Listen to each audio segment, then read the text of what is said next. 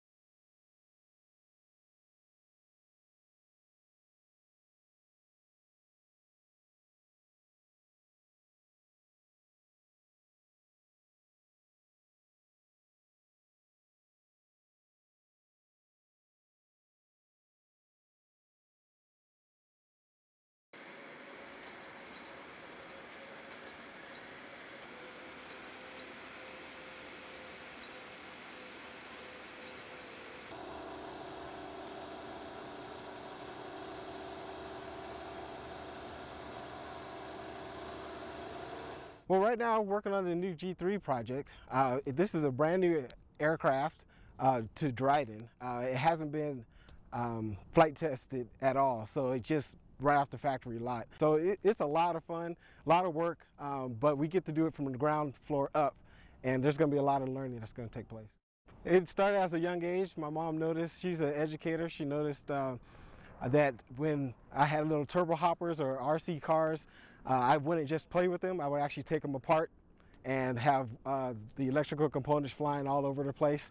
I wasn't too good at the time at putting it all back together, but I was really interested in how things work. At that point, she knew exactly I was an engineer, didn't know if I was mechanical or electrical, but from that point on, it was a done deal. I'm actually a product of NASA's great recruiting program.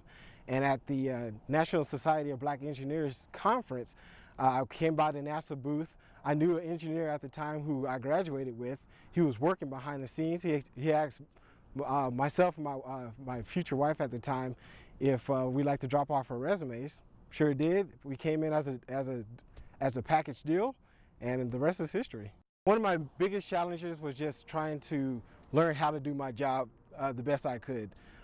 Like I said, I had no aero background, and I was a rookie coming out as an electrical engineer, which is, you have book smarts, but you don't have the real live on-the-job training smarts. It's really a great place to work, open door policy, everyone's willing and able to help you. So it took me about 3 or 5 years, but after that point, I really kind of understand the NASA way of business, and now I really feel comfortable in what I know, what I'm doing now. What I like most about working here at NASA is the ability to the flexibility to take a design, design and build and test and see a product from its baby state all the way to its final growth state. I've worked at other places before, and you always just kind of work a piece of the puzzle, but you don't really understand the full pie, if you will. But here, you're designing, you're purchasing, you're coming in with things from scratch and seeing it all the way through. So by the time it gets to the plane, I can tell you exactly where that wire was, what company I bought it with, and why we put it in there in the first place. In my short career here, I've gotten to work on a UAV, 747, G3, F-15. Each plane is totally different. I grew up with my mom, my grandmother, my great-grandmother, all educators. So education was very important to my life. And I see, and I'm living the fruits of it now. Only 30 years old. I could never see myself here before. And I really have a solid career. Key is also to try to find what you are good at, what you like to do, because the most important thing is to do something that you love and it doesn't feel like work.